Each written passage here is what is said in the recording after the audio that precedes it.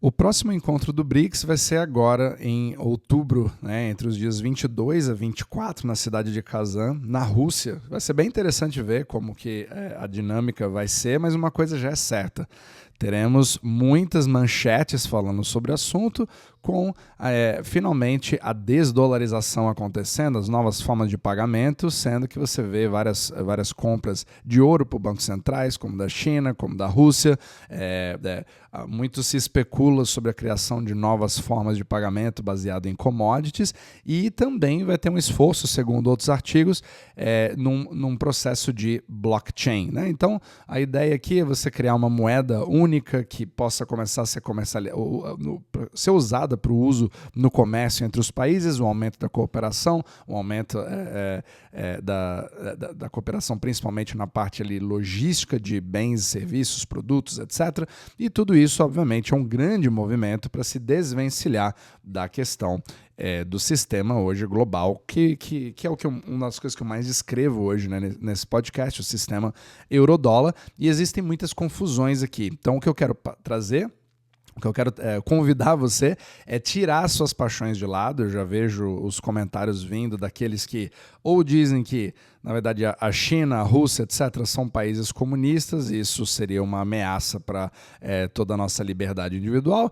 E, por outro lado, você tem aqueles que retratam como a morte do Império Estadunidense. Então, você tem esses dois grandes lados aqui. O meu objetivo não é trazer a minha opinião pessoal, não sou a favor ou contra um lado ou outro. O que eu quero é descrever para te dar as ferramentas para que você tome a sua própria conclusão, e já antevendo as próximas manchetes que já vão decretar com uma certeza absoluta de que a partir de agora, porque alguns países se juntaram e fizeram e bateram grandes fotos ali na frente da mídia com a mão para cima, como você lembra no último summit que teve ali, né, da conferência com o Lula, o Xi Jinping, etc., levantando os braços. Agora sim a morte está decretada, e que talvez seja um pouco mais complicado do que você imagina. Então vamos lá. Faz sentido tentar desdolarizar? Sim, com certeza. Esses países estão se unindo no objetivo de sair da encruzilhada de toda a forma que o sistema funciona hoje, certo? O grande problema é uma coisa é você dizer o que você vai fazer, outra coisa é você fazer isso de fato. Existem uma série de desafios que precisam ser ser conquistados, né? Você precisa passar por isso para poder fazer esse processo de desdolarização acontecer.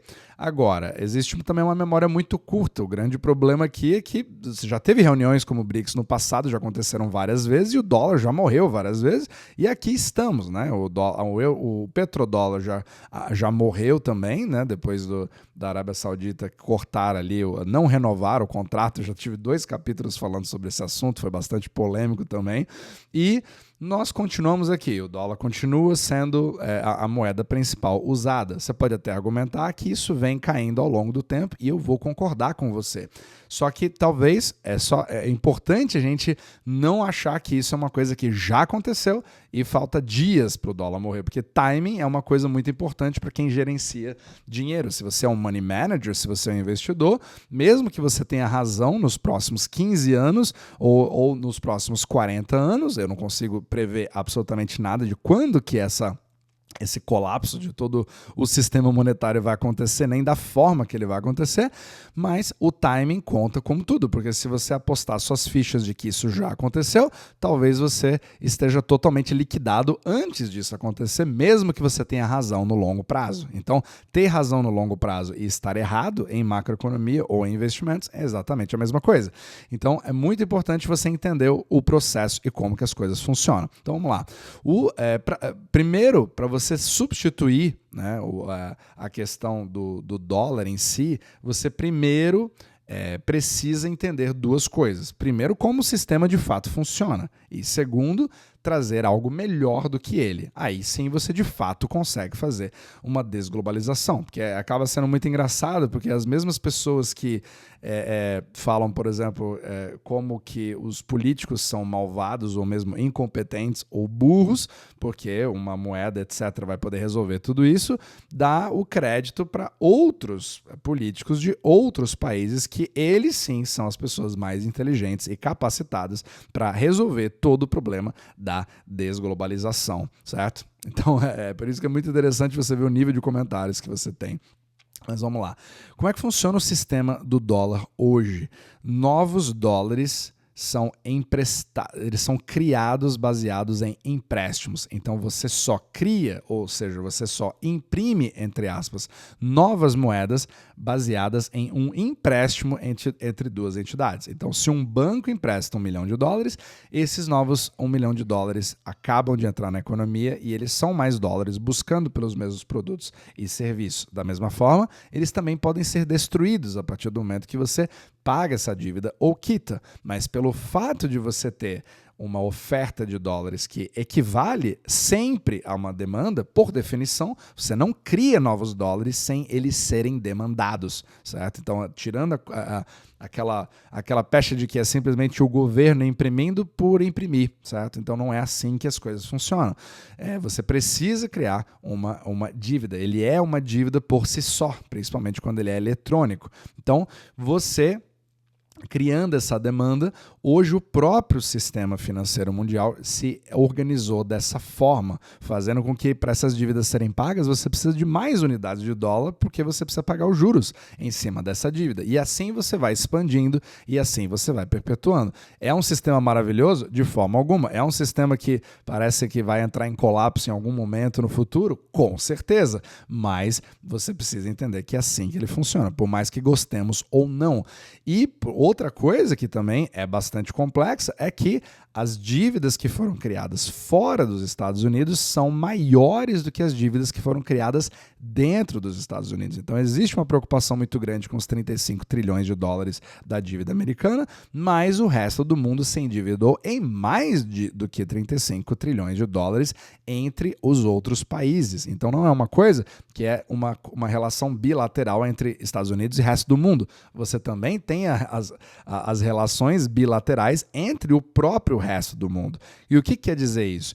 Quando você tem novas moedas que foram criadas para poder pagar uma determinada dívida e fazer o dinheiro circular, você cria um efeito de rede. E esse efeito de rede foi criado pelo próprio resto do mundo ao adotar isso. Então, por mais que inicialmente você tenha tido a imposição política, como eu já disse em vários capítulos anteriores, o surgimento do sistema euro-dólar não foi uma coisa que surgiu baseada na idealização original do Fed ou de qualquer banco central ou do governo americano. Tinha-se a intenção de que isso pudesse virar a moeda global pelo Bretton Woods, etc. Só que a exponencialização da adoção do sistema euro-dólar não foi uma coisa prevista pelo próprio Fed. Inclusive, o próprio Fed admite em vários dos seus das suas atas de reunião, que ele não entende nem como essa expansão vem acontecendo, totalmente fora do seu controle. Ele acabou sendo um animal que saiu da jaula, e isso criou todo o sistema global que nós temos hoje, que é muito mais privado do que a gente imagina, fazendo com que o Fed não tenha controle total sobre ele e que não possamos entender exatamente como ele funciona. É uma coisa entre instituições financeiras, hedge funds, mas que, querendo ou não, domina tudo o que nós temos hoje. Então, para você sair desse sistema, você precisa desalavancar. O que significa desalavancar? Você precisa se livrar dos seus empréstimos que já foram contraídos até então. Só que o meu empréstimo é um ativo para quem empresta e é um passivo para quem pega emprestado. Então, se você tenta se livrar disso, ou até dar um calote, ou tentar fazer a quitação, ou tentar usar uma outra coisa no lugar disso, você vai precisar entrar em acordo com aquele outro parceiro. E não tem ou pelo menos é um dos maiores argumentos do Brent Johnson, da teoria do milkshake do dólar, de que para você desalavancar é impossível fazer isso sem dor. porque você ou dá um rombo no balanço de um outro banco, de um outro país ou de um outro governo, ou você tenta achar alguma outra forma, certo? Então essa é a grande questão. Você não consegue desalavancar, ou você tenta quitar as dívidas aumentando a demanda por mais dólares para poder quitá-las, fazendo com que o sistema se perpetue, ou você parte, né, para ignorância, digamos assim, onde você vai fazer essa desalavancagem. Então é um processo gradativo, onde você simplesmente vai abandonando o dólar. Ele literalmente não existe. Ele pode até perder a sua relevância ao longo do tempo, mas as dívidas em dólares se mantêm. Aí vem aquela questão, eu preciso substituir com algo que seja melhor do que ele, mas me desvencilhar simplesmente porque eu não gosto dele é algo praticamente impossível sem nenhum tipo de dor. E essa dor, o que significa? Ela é literalmente um rombo em balanços que pode fazer instituições quebrarem e pode fazer muitos correntistas perderem os seus depósitos. Você acha que isso não afeta a população real? Com certeza. Então é também engraçado você ver comentários onde a pessoa fala assim, não, eu quero ver o circo pegar fogo, eu quero ver o império estadunidense literalmente entrar em chamas e acabar com tudo isso, achando que a conta bancária dele vai ficar intacta, que tudo vai dar certo, que todas as transações comerciais que você faz hoje, dos produtos e serviços que você consome na internet hoje vão estar totalmente intactos e não vai afetar absolutamente ninguém. Isso mostra claramente que não se entende, ou pelo menos tenta-se ter uma imagem muito mais simplista do que realmente como o sistema monetário funciona. Então, quando você tem vários países que se unem, show de bola, você pode até ter uma decisão em conjunto para desalavancar e se desvencilhar desses dólares. Só que cada país consegue sustentar a porrada de uma forma diferente, consegue se sustentar de uma forma melhor do que os outros. Então, vou te dar um exemplo. Um dos países mais favorecidos por um possível processo de desdolarização seria a própria Rússia. Ela tem muito mais vantagens do que outros países. Eu tenho muito mais recursos naturais, eu tenho muito mais petróleo, eu tenho muito mais gás. Eu conseguiria sobreviver um cenário pós-apocalíptico de uma desdolarização do que a Uganda, por exemplo, né? Do que a Mongólia, do que o Vietnã. Então fica a questão, será que os outros países quem vai querer sobreviver? Quem vai sobreviver melhor depois de uma dor como essa? Percebe? Então, então você ter a ideia de que você simplesmente se junta em um encontro político, bate algumas fotos, levanta a taça de champanhe comemorando que agora você tem uma nova moeda e a partir de agora isso está desglobalizado em relação ao dólar e que agora um novo sistema monetário vai ser criado. Isso é uma coisa que, pelo menos, é possível. Mas se fosse tão fácil assim, já teria acontecido. Então significa que talvez a realidade vá batendo na porta para ver que nós temos um sistema talvez um pouco mais complicado do que esses políticos imaginam. Então são essas perguntas que eu quero que você se faça na próxima vez que você lê o próximo artigo que vai dizer que, de fato, isso já foi substituído, já foi destronado. Será que então alguém que, principalmente para você desdolarizar e você tem esse tipo de dor, quem vai querer propor essa mudança de falar assim, olha, a nossa economia ela vai realmente dar uma queda muito forte nos próximos 3, 4 anos, mas eu prometo que daqui a 3, 4 anos, depois que a gente ter o nosso próprio sistema, a vida vai ficar muito melhor. Será que isso dá voto?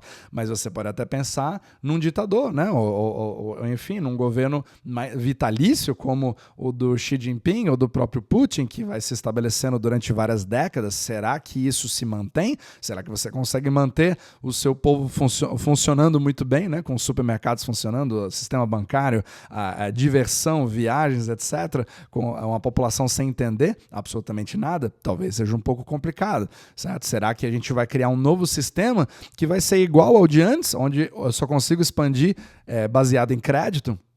ou vamos criar uma coisa baseada no ouro, baseada nas commodities, quem vai ser o gestor dessas commodities? Quem garante que esse backing, né, que esse lastro vai ser mantido é o governo da China, é o governo da Rússia, é o governo do Brasil, é o governo da Índia, é o governo da Arábia Saudita? Será que eles todos estão entrando em acordo em relação a isso de uma forma simultânea, tomando aquelas dores? São perguntas que é importante você se fazer. E quase todos os artigos que eu tento ler para ver os detalhes de como funciona o BRICS Unit, como você vai fazer, eles são muito vagos, né? Eles só falam ali, pode ser blockchain, pode ser metais preciosos, você está vendo ali a Rússia tentando trocar petróleo por ouro, você vê o XRP como cripto fazendo isso, mas talvez seja o Bitcoin, talvez não seja, percebe? E tudo isso vai fazer o backing do Unit. Quem vai distribuir o Unit? Quais são as formas? Então, todas essas são perguntas que precisam ser feitas para que aí sim você tenha a propriedade para entender como que as coisas de fato estão funcionando.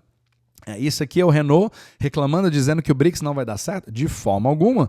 Pode ser que dê, e cada vez mais você vai tendo esforços para que isso ao longo do tempo faça. Pode ser que isso substitua o dólar? Pode ser. Pode ser que isso viva em paralelo com o dólar? Pode ser também. É isso que nós precisamos ver ao longo do tempo, mas tirando aquelas paixões de lado, nem de você ter a certeza que as coisas já aconteceram da forma que você imaginava, ou de também dizer que isso nunca vai dar certo. A gente precisa estar atento nos movimentos, tanto que eu incluo isso na minha pauta, inclusive, do podcast. Mas tirando as paixões de lado pelo seu amor ou ódio aos Estados Unidos e o seu amor ou ódio à China ou ao BRICS ou à Rússia, a gente vai tendo cada vez mais ferramentas para sim ver de fato o que está acontecendo e tomar decisões cada vez mais bem fundamentadas.